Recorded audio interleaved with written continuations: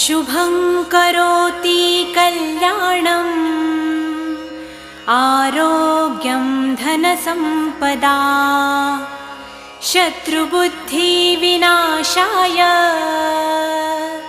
Deepjyoti नमोऽस्तुते।